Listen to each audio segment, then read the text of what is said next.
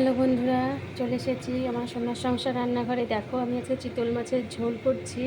এখানে ফুলকপি সেদ্ধ করে ফ্রাই করে নিয়ে এখানে সাদা জিরে ফোড়ন দিয়ে গরম তেলে হলুদ লবণ দিয়ে লঙ্কা দিয়ে গ্রেট করে রাখা টমেটো দিয়ে এখানে ভালো করে ঝোলটা মানে মশলাগুলো কষিয়ে নিয়ে লাল কাশ্মীরি লঙ্কা দিয়েছি, গুঁড়োটা আর কি। এখন আমি একে একে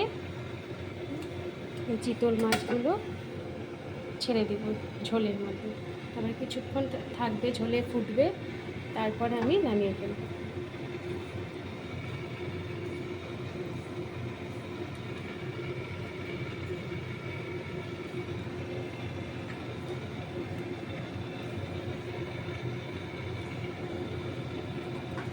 ভীষণ সাবধানে খেতে হবে, ভীষণ কাঁটাওয়ালা মাছ, খেতে ভীষণ ভালো টেস্ট, শীতকালে ভীষণ ভালো লাগে গরম ভাত দিয়ে।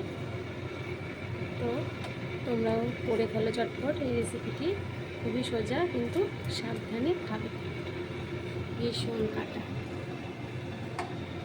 টাটা, রাখছি।